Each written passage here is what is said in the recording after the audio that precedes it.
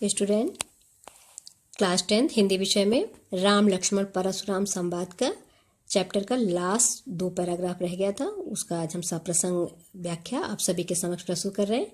देखिए, तुम तो काल हाँक जन लावा, बार बार मोहि लाग बुलावा।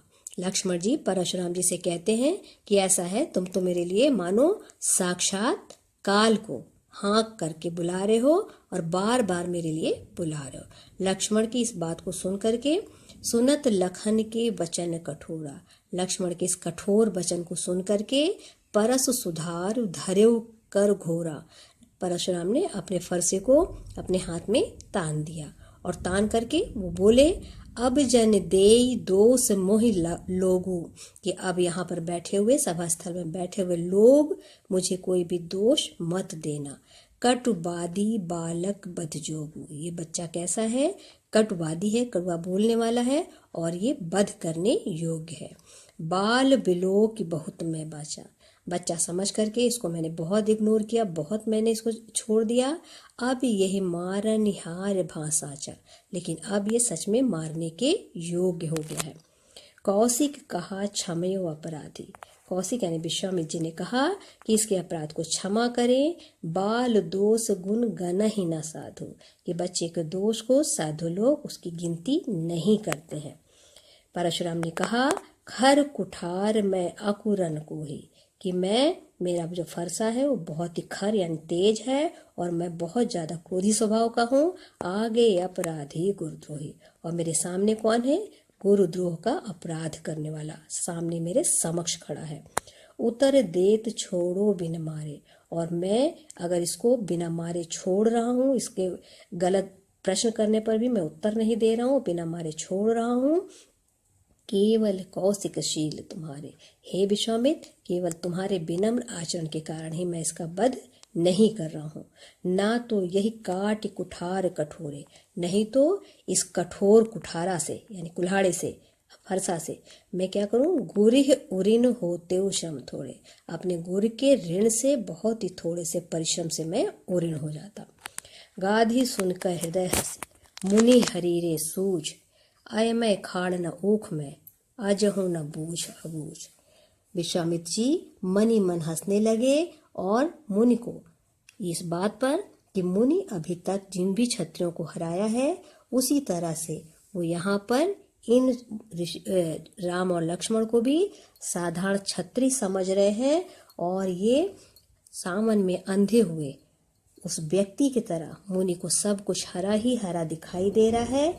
और ये लोहे से बनी हुई खाड़, खाड़ मतलब तलवार को गन्ने से बनी हुई खाड़ यानी तलवार समझ रहे हैं और ये सब कुछ जानते हुए भी अनजान बने हुए हैं, जबकि ये क्या है?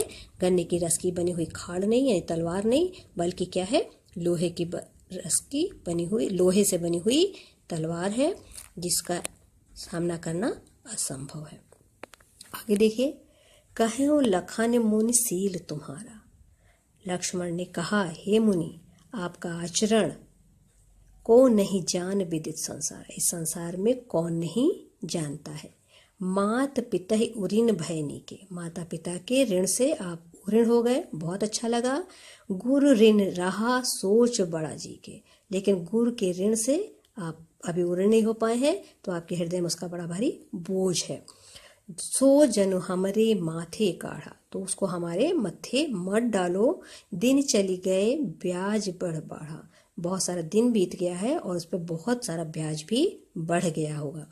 अब आनियो व्यवहारी बोली, अभी किसी व्यापारी को बुलाओ और तुरंत देव मैं थैली खोली, कि उन सारे ऋण का जो ब्याज सहित बढ़ गया है तुरंत ही मैं सबका हिसाब कर दूं।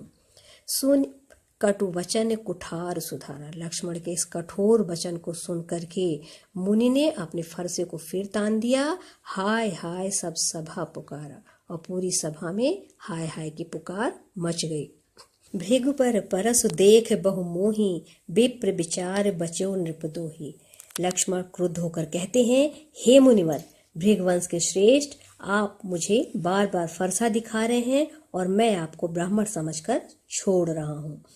मिले न कबहु सुभट रण गाढ़े, ऐसा प्रतीत होता है कि मानो रण क्षेत्र में कभी भी आपको कोई योद्धा नहीं मिला है या किसी योद्धा से सामना नहीं हुआ है, द्विज देवता घर ही के बाढ़े। इसीलिए ब्राह्मण देवता ने अपने आप को खुद ही सर्वश्रेष्ठ मान लिया है, यानी स्वयं को सर्वश्रेष्ठ मान लिया है। अनुचित कही सब लोग पुकारे, और इस बात को अनुचित है वहाँ के सभा स्थल में बैठे हुए सभी लोग बोलने लगे, रघुपत सह नहीं लखन निवारे।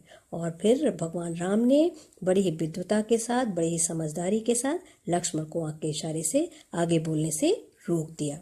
लखन उतर आहुत सरस, लक्ष्मण के उत्तर आहुति के समान भृग बर कोप कृसान, ऋषि की क्रोध रूपी अग्नि को और प्रज्वलित कर रहे हैं।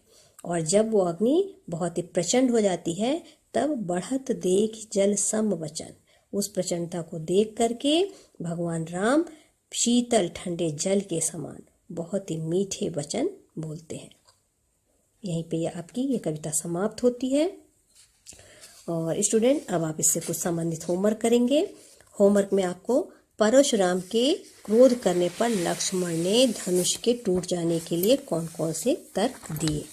ठीक है, ये आपकी बुक का ही क्वेश्चन है, ये दोनों ही क्वेश्चन आप करेंगे। ठीक है, नेक्स्ट क्लास में एक नए चैप्टर के साथ फिर उपस्थित होंगे।